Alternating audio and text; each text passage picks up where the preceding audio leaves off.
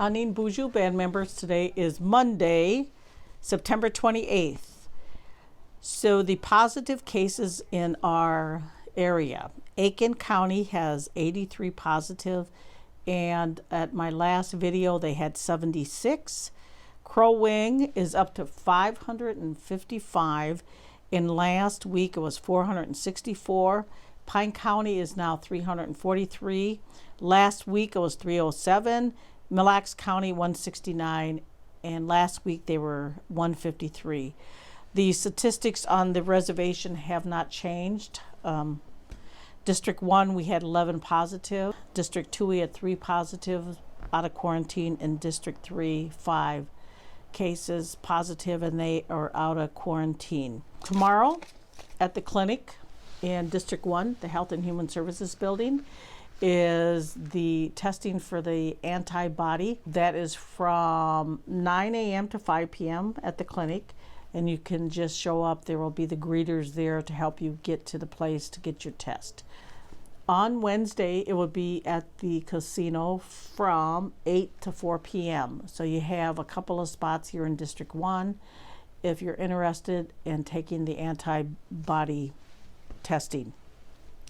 So last week there was the Turk Committee, which is the Tribal Emergency Response Committee.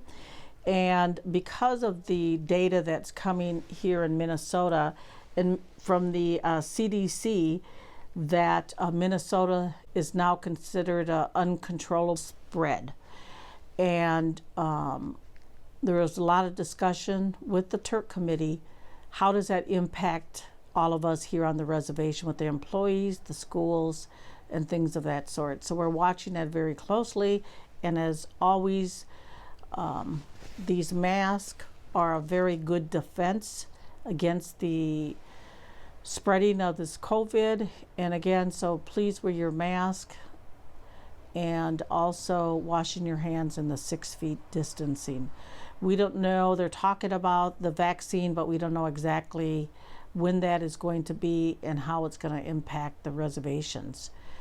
And a lot of meetings that we have at the state level with the lieutenant governor and the governor's office, and there's always this discussion of where do the tribes fall in the priority categories when the vaccine comes available.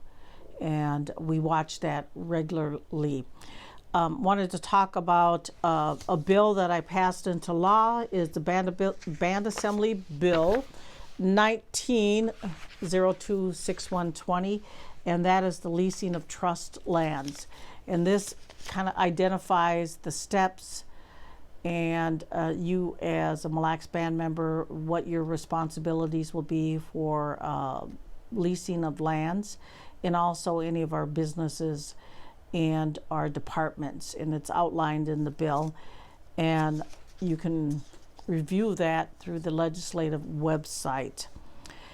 And as a reminder, anytime the Band Assembly passes legislation, it comes over to the Chief Executive's office, and there is a number of days that are required to sign the bill into law or to veto. This bill will be signed into law. But if it were a veto, then there is a number of days we have to meet and come with a compromise hearing and decide how we want to pass any bill. And I just talk about that as a reminder as we're moving forward. I also signed appropriation bill last week as well. That allows the departments to have an appropriation of grants monies or any kind of monies that flow through the band for services. The Band Assembly meets on Wednesdays, and I attend their meetings, and that's where legislation, appropriation bills, confirmations, and ratifications of different positions. A couple of, about a month ago, I guess, I nominated Richard Osborne to fill the term of the district court judge. Last week he was confirmed, so once he has a swearing in, he will serve for a 6-year term until August 15th, 2026. And so we will have Richard Osborne will replace Dave Christensen, whose term expired, and Dave is going to North Dakota to serve as the judge there.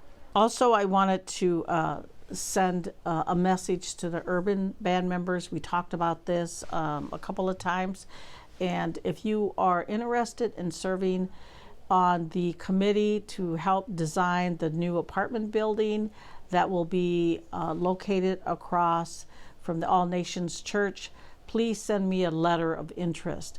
There are a couple of folks that have committed to being on the committee, so we're looking for a young person and a couple of additional urban members.